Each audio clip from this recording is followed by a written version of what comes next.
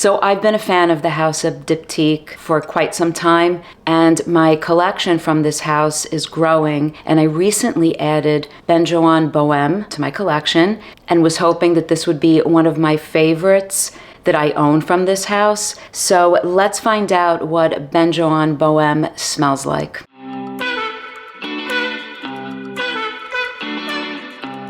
Hi guys, welcome back. I'm Eloise. I hope everyone is doing great. So today we're talking about a fragrance from one of my all-time favorite houses, Diptyque. I've been buying fragrances from Diptyque for years. I have quite a few of them, and some I like, some I don't like so much, and the house continues to interest me, and I continue to add fragrances from Diptyque.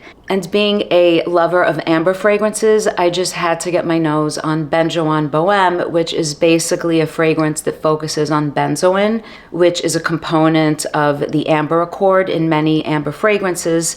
And I did test this out at the Diptyque boutique in Manhattan before I purchased a bottle of this fragrance. But as we all know, you have to experience and really wear a fragrance many times before you can decide what you think of it, how it wears on you. For me, I have to wear a fragrance in many different situations. I have to wear a fragrance many times before I can decide if I really like it, if I want to keep it, if it performs in a way that I'm satisfied with. In terms of longevity, I feel like you really need to wear fragrance quite a few times before you can make those judgments. And sometimes I think I like fragrances that turn out not to work out for me, and sometimes it's the other way around. But this one I think is a keeper, but I will share my thoughts after we talk about some stats on this fragrance. So Benjoin Bohéme was released in 2015 in a different bottle.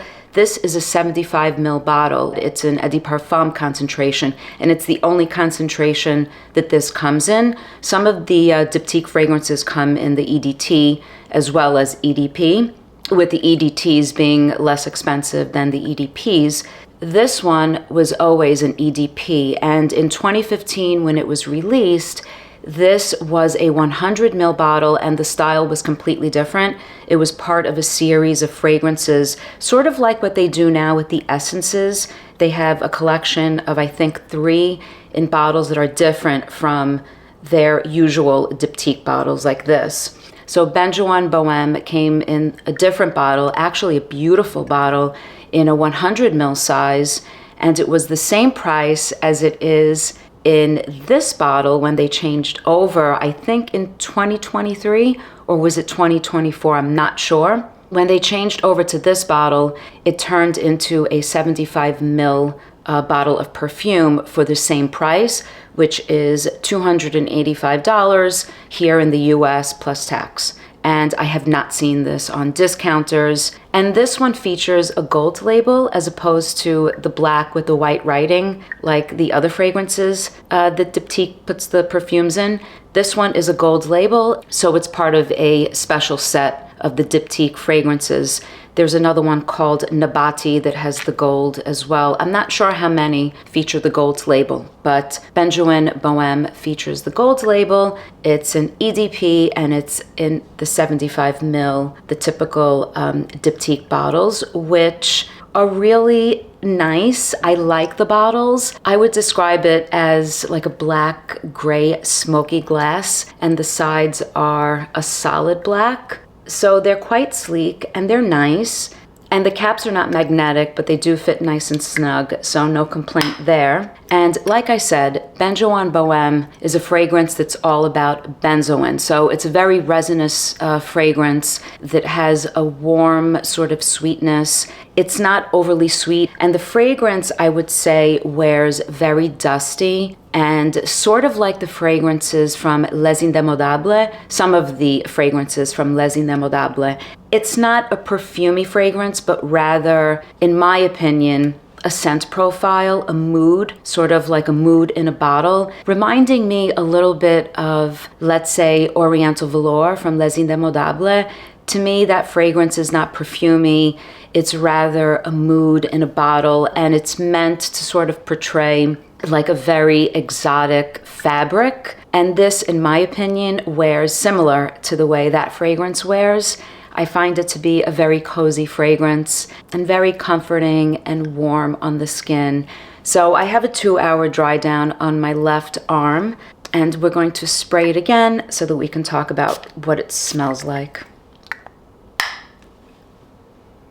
So I feel like this fragrance has two sort of movements as you experience it. I would not describe this as a super complex fragrance that takes you on a journey from the top to middle notes to a dry down.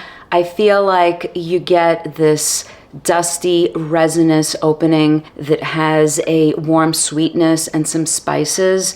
And as the fragrance develops, it sort of dries down. It has a very dusty wear, and I feel like it dries down to a powdery, dusty remnant of what you get in the opening that remains spiced, and you have a little bit of sweetness. So that's pretty much how the fragrance develops on my skin. There's not a huge amount of development from the opening to the dry down. In fact, I think it loses a lot of what you get in the opening as it dries down. In the opening, it's warm, it's resinous, it's spiced, you have sweetness, and you also have balsamic touches, but it's not super syrupy in the way that it wears. It's more dusty, it's more dry. And the sweetness is really, really nice. It, like I said, is a very warm sweetness that has somewhat of a spiciness to it, but a very warm spiciness, not like a black pepper spicy. And if you look at the official website, they describe the fragrance as a singular amber with Loation benzoin that's warmed with balsams and spices.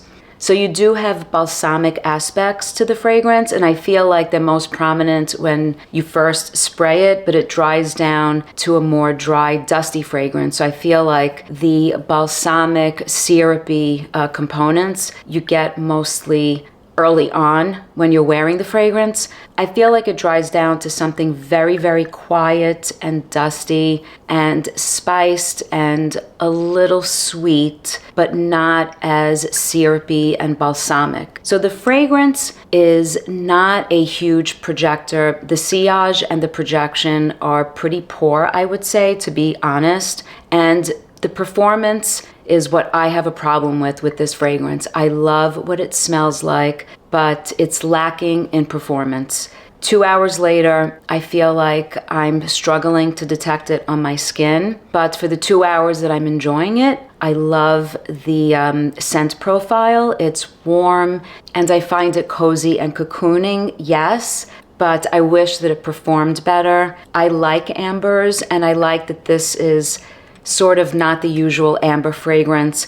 It's like a portion of an amber fragrance, a portion that's really warm and enjoyable, but the performance is poor, and I think a lot of people agree that the performance is poor. Now, I did watch Sebastian, the perfume guy, compare this to the original bottle, the original release in the 100 ml size bottle, the 2015 release, and in his opinion, the original performed better than this one. His guess, he said, was that these fragrances haven't developed and the maturation hasn't quite happened, while the older ones are mature fragrances. I'm a little reluctant to buy into that theory. I'm not sure. I'm not rushing to get rid of this fragrance. It's in my collection.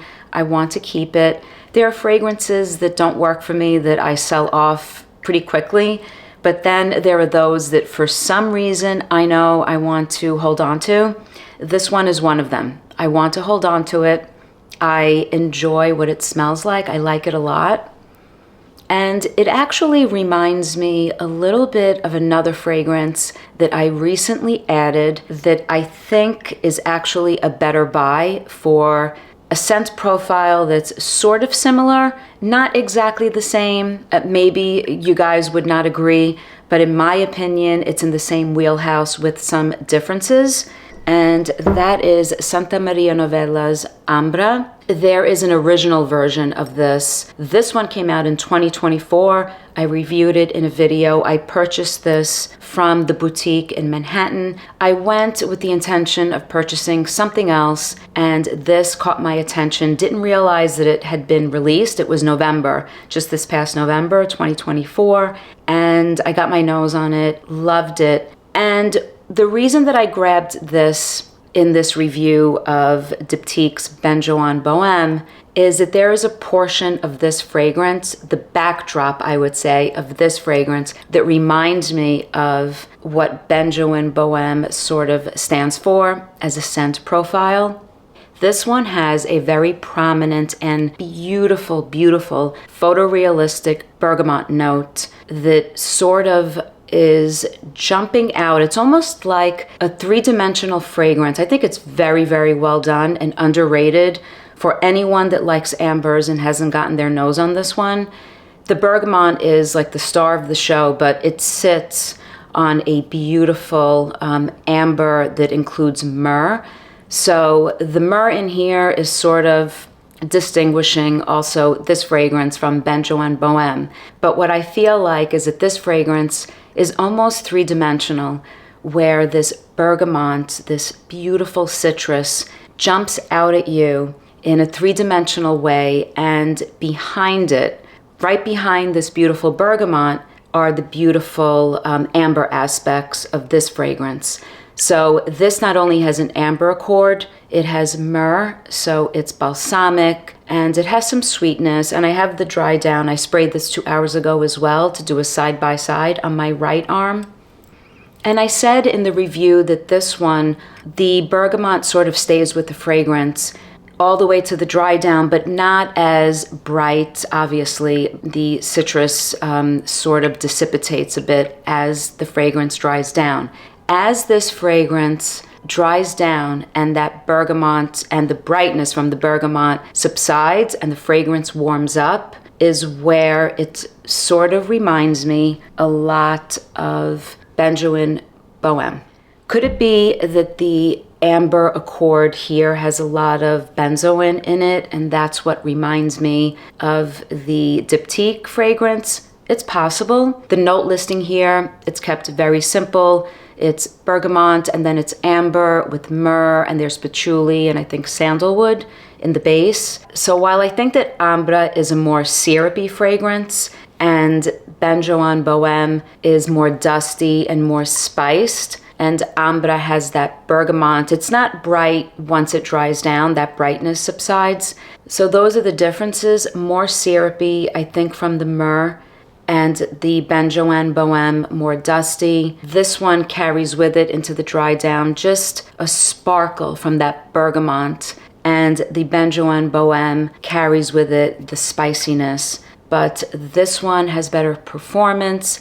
This one is in a 100 ml size bottle, and this one retails for $275, $10 less than the Diptyque.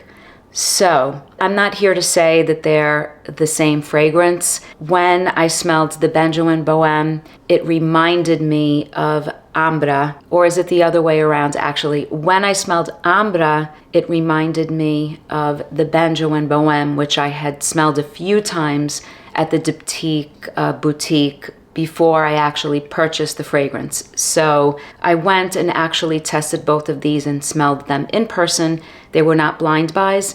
It was reminding me of the Benjoin Bohéme, and I could not put my finger on it. And that is what I think the similarities are. I think it's the backdrop of this fragrance that sort of is reminiscent of the Diptyque. So it's as if you would take a bergamot note and place it here on the scent profile of Benjoin Bohéme, and I feel that you would have very similar fragrances. But this one is fantastic. I really do like it. It's unfortunate that the performance is just not there, but I'm nonetheless going to keep this and enjoy it. I really like it. It is different from Ambra, so I don't feel like it's a waste to have both. I have no problem having both fragrances in my collection. I do think it's really warm and cocooning, and it's perfect for the colder season in my opinion. It's 100% unisex. There's nothing feminine or masculine about this. And if you like ambers, you might want to get your nose on this one. It's a nice release from Diptyque, and I bet the original bottles from 2015, I bet they're going for some pretty high prices on eBay and Mercari.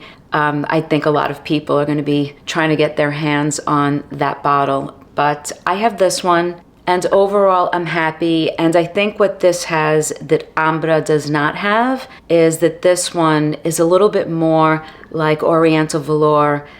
In my mind, I feel like it's a mood in a bottle. There's something about it that just makes me feel very calm, and it's very cozy. So this is my take on Benjoin Bohéme. Let me know if you guys have smelled this one or the original bottle, the 2015 release of this fragrance, and what you guys think. As always, thank you for your support and your comments and for watching. Until next time, bye guys.